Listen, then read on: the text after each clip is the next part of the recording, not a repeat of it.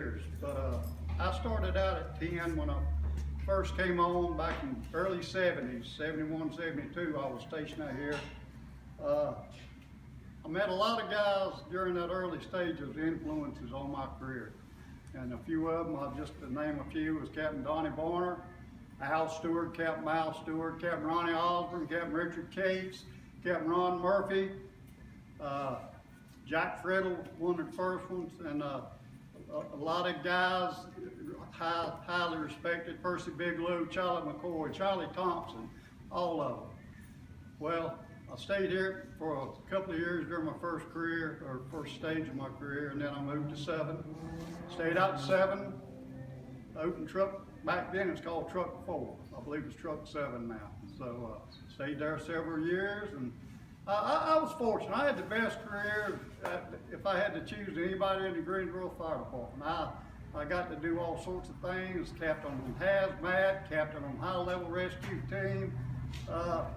After I had roughly 20-some, 25 years or so on, I had the choice. I got to come back home, as they call it, and I came back. I was fortunate. Me and FO worked together over 10 years here, and I think 5 or 6 at 5 together. So I've had a great career. I mean, it's been wonderful. If I could come back, I'd love to come back. And then some days, I thank the Lord I'm where I'm at. My family all grew up here. I've got pictures. I'm going to send Chief Cockman some pictures of them when they was little. But this house means a lot. This house, if it could talk, stories it would tell. And an example of how old it was is when I first came, the only AC we had in the whole station was a big fan set out here. That's all we had. And but I do appreciate the opportunity to come back and get to meet everybody. Appreciate Chief Cockman arranging this and me being able to purchase a print and having the fortunate enough to get to put it in the house where I started and where I finished. So, as you call it, made the big circle, and I'm back. I'm proud of my nephew, what he's accomplished. I'm proud of all my family here, what they've done. Great. And that's about all I have to say. I got a few questions to ask you a little bit. Then all right. Jimmy, what? I think you've already mentioned your mentors. You mentioned all the captains, but name a fire or two, big fire that you was on. Tell us some fires that you was on that stand out in your mind.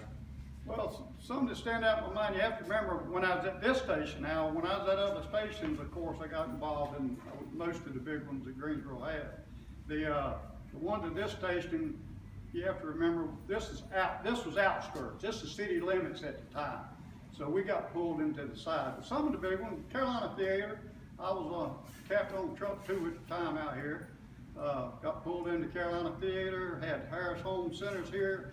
Was fortunate enough to answer with Pinecroft Sedgefield during the years.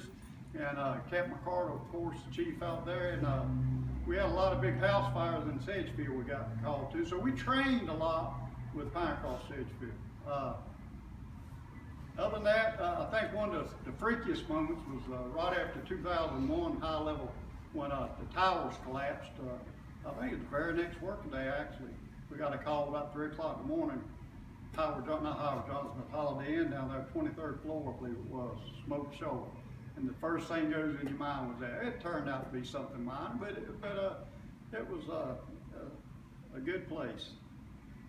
One thing I'd say about this side of town, it was diversity. We had, certain groups across the street. We had certain groups behind us, so depending on what address you got, you kind of know what to expect. Houses are pretty much all the same any side of town you go to. Greensboro, Station 10 here was good with factories, industries, and things like that. The biggest thing about Station 10 was the medical calls. Thousands of medical calls. 2 or 3 stands out in my mind was down here at the Waffle House every Saturday night, you could expect a shooting. We went down there, and me and FO, I think we had 4 shot at one time. They dropped out like cordwood out behind the restaurant, where they had a drug deal go bad.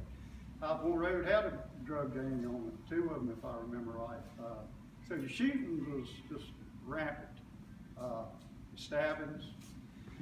And Sam can tell you our biggest not problem, but the biggest obstacle we had here, and we stayed in touch with Station 8 and 16 regularly. And I was fortunate enough to have two great officers over there, Captain Eddie Nix and Captain Emmett Van Ness at 16. And we had a plan called I-40. Terrible wrecks on I-40. If they couldn't get to it in the westbound lane, we could get to it in the eastbound lane, or vice versa, depending on where it was at. And so we stayed in touch with it. What was one call that, we all get calls by this in our, we keep them over here, it's a lot of us had different, if you stay here long enough. What was the call that kinda got to you about it? Can you share that with us? Yeah, one, I should have a letter on it. One fall morning, it was real kind of damp and cold. I'm sure FO will remember it. McIntosh Street. We got a call over there right about 6:30 in the morning, and it was a medical call, assist EMS and police, and basically what had happened is the guy had showed up over there at 2 or 3 o'clock in the morning and broken in, had raped the mother, had sexually abused a little boy. He had a daughter who was about 12, had stabbed her, and the police got dispatched over there, and nothing, everything was quiet, so they left. Well, he was still there. Well, that kind of thing went on all morning, and we got called at 6:30 when one of them was able to get out. And when I got the okay to go in, all, signal feet, us to roll in, the little girl, 12-year-old girl came running out. There's a courtyard. I'm sure you know where McIntosh is, a courtyard of apartments. She come out, she had a knife wound to her neck, a knife sticking out. And it kind of hits home because I had one little granddaughter at the same time. And got her taken care of, and I said, where's the rest of your family? She said, they're in that apartment. So we took off across the courtyard there, and of course the mother had already been killed.